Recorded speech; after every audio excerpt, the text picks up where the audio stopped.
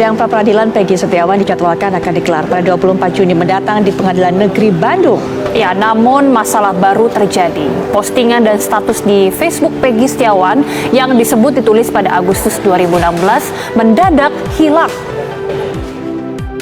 Prediksi saya, gugatan pra-peradilan yang diajukan oleh tim hukum Peggy Setiawan melawan Polda Jabar kemungkinan besar akan dimenangkan oleh Peggy Setiawan. Hakim akan mengabulkan gugatannya dan menyatakan penangkapan serta penahanan Peggy Setiawan itu tidak sah. Atas dasar apa? Beberapa indikator sudah mulai mengemuka saat ini. Pertama, Polda Jabar tidak memiliki saksi yang cukup kuat untuk menyatakan Peggy Setiawan ini bersalah. Kedua, bukti-bukti forensik yang dimiliki penyidik saat ini hampir bisa dipastikan tidak ada.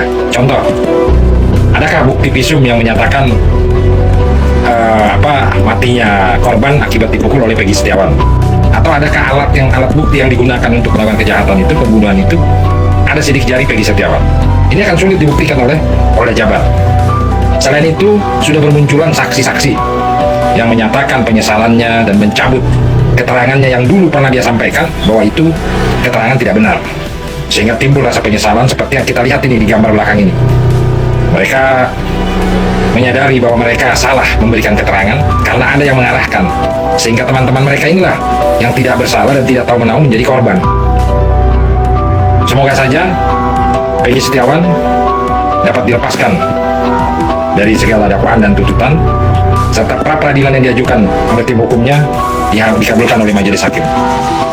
Baik, seperti yang sudah bermunculan di media, ya, saksi-saksi yang menerangkan di persidangan itu menjadi alat bukti. Saksi-saksi yang mengetahui bahwa pada saat kejadian, dalam kurun waktu sebelum kejadian sampai setelah kejadian, Peggy Setiawan berada di Bandung, bekerja sebagai kuli bangunan, ada teman kerjanya, ada yang tidur bersamanya, ada pemilik rumahnya yang mempunyai proyek tersebut. Nah, itu bisa menjadi saksi, ya, bahwa Peggy Setiawan itu bukanlah pelaku pembunuhan, karena pada saat kejadian Peggy Setiawan berada di Bandung. Itu diantaranya. Terus kemudian ada bukti-bukti lain juga, ya, seperti akun Facebook Peggy Setiawan, meskipun sudah dihilangkan, ya, sudah tidak tampak, tetapi kami tim penasihat hukum beserta netizen seluruh Indonesia sudah memberikan masukan, sudah di-screenshot semua bahwa postingan-postingannya itu mencirikan bukan seperti buronan karena selalu update, dan pernah meng-share lokasi juga di Cirebon, kemudian di Bandung juga terang-terangan kan.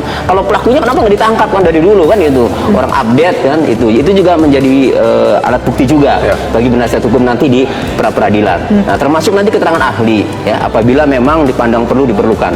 Pra-peradilan adalah sebagai kontrol tentang upaya paksa, sah tidaknya penangkapan, penahanan, penghentian penyidikan, penghentian penuntutan. Dan sekarang menurut putusan Mahkamah Konstitusi adalah penetapan tersangka. Dari kasus Peggy ini adalah terkait dengan penetapan tersangka. Itu yang pertama.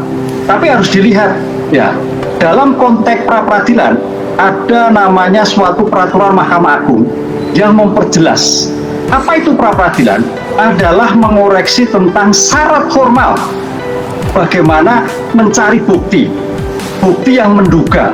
Jadi bukti yang disampaikan oleh Polda dalam konsep pra-peradilan apapun, apakah itu korupsi tidak pidana, itu bukti yang masih menduga kedudukan sebagai tersangka, bukan bukti yang membuktikan bahwa dia sebagai terdakwa bersalah atau tidak bersalah. Ini yang harus dipahami. Nah, oleh karena itu saran saya dalam kasus seperti ini adalah yang penting bagaimana syarat formal memperoleh syarat bukti. Surat izinnya ada enggak, surat tugasnya ada enggak. Karena dalam konteks ini yang diperiksa adalah formal, bukan material. Itu kalau kita lihat Perma nomor 4 tahun 2016 yang mempertegas apa itu pra-peradilan. Hingga hari ini kejanggalan dari kasus pembunuhan Vina dan Eki 2016 lalu masih menyisakan banyak tanda tanya. Tim kuasa hukum tersangka kasus pembunuhan Vina dan Eki, Peggy Setiawan, memastikan berkas pra-peradilan sudah siap beserta segala bukti-bukti kuat. Sidang pra-peradilan Peggy Setiawan dijadwalkan akan digelar pada 24 Juni mendatang di Pengadilan Negeri Bandung. Amunisi kuasa hukum Peggy kian bertambah dengan jejak digital antara Peggy dan rekannya yang menegaskan bahwa Peggy tak berada di Cirebon saat peristiwa pembunuhan Vina dan Eki terjadi. Di sisi lain, tim kuasa hukum juga melakukan langkah preventif guna mengantisipasi adanya keberpihakan hakim tunggal dalam sidang pra-peradilan. Maka untuk mengantisipasi untuk mempersiapkan pra-peradilan ini, karena kami yakin alat buktinya yang dimiliki oleh penyidik itu minim atau tidak ada, khawatir hakim masuk angin, maka kami akan melakukan langkah-langkah pertama itu sudah dilakukan bersurat kepada KY memohon kepada Komisi Yudisial di Jakarta agar mengawasi proses pra-peradilan. Nah, itu sudah dilakukan oleh rekan kami Pak Marwan di Jakarta. Nah, yang kedua kami akan menyurati Badan Pengawasan Hakim yaitu di Mahkamah Agung, Badan Pengawasan Mahkamah Agung atau Bawas di Mahkamah Agung. Tujuannya sama, agar Badan Pengawasan Mahkamah Agung ini memonitor, mengawasi proses pra-peradilan agar dipastikan pra-peradilan ini bisa berjalan fair.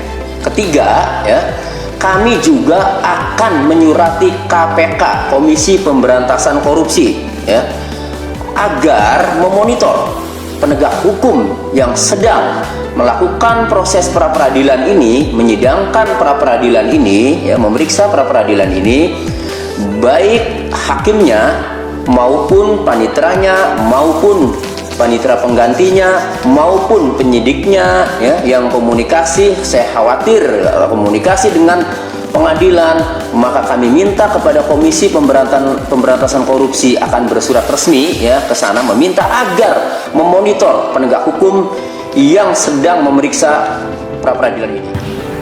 Namun masalah baru terjadi. Postingan dan status di Facebook Peggy Setiawan yang disebut ditulis pada Agustus 2016 mendadak hilang. Tim kuasa hukum Peggy Setiawan rencananya akan melaporkan penyidik di Reskrimum Polda Jawa Barat ke Mabes Polri setelah penyidik Polda Jawa Barat melakukan penyitaan akun Facebook milik Peggy Setiawan. Sebelum hilang di bulan Agustus 2016, Peggy disebut sempat membuat beberapa status. Salah satunya saat ia hendak berangkat ke Bandung pada tanggal 12 Agustus 2016. Tanggal 17 Agustus 2016, Peggy kembali menulis status di Facebooknya bahwa ia sedang bekerja di luar kota Cirebon. Setelah itu, pada tanggal 24 Agustus 2016, Peggy membuat status yang menunjukkan dirinya sedang tidak berada di rumahnya di Desa Kepongpongan, Kecamatan Talun, Kabupaten Cirebon.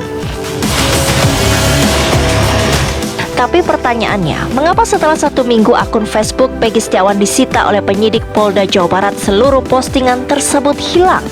Salah satu kuasa hukum Peggy Setiawan, Tony RM, menduga hilangnya status dan postingan pada Facebook milik Peggy Setiawan dihapus oleh penyidik Polda Jawa Barat.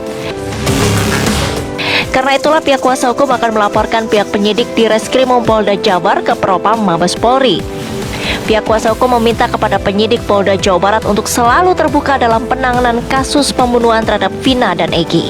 Kami juga akan melaporkan penyidik terkait akun media sosial Peggy Setiawan yang disita oleh penyidik berdasarkan konferensi pers Kabid Humas Polda Jawa Barat itu namun kami melihat dari akun Facebook Peggy Setiawan yang ada kami lihat itu sudah tidak ada postingannya status-statusnya, padahal status-status atau postingan-postingan Peggy Setiawan itu jelas menunjukkan bahwa Peggy Setiawan berada di Bandung saat kejadian, namun itu hilang. Kami menduga itu Facebook Peggy Setiawan itu diotak-atik karena passwordnya pernah diminta oleh penyidik. Itu menurut pengakuan Peggy Setiawan. Untuk memastikan apakah akun Facebook itu diotak-atik atau hanya dikunci karena kami tidak diberitahu, penyidik tidak terbuka, maka kami wajar mencurigai bahwa barang bukti itu tidak dijaga keutuhannya sehingga nanti tidak fair, tidak objektif lagi maka kami akan melaporkan ke Propam Mabes Polri.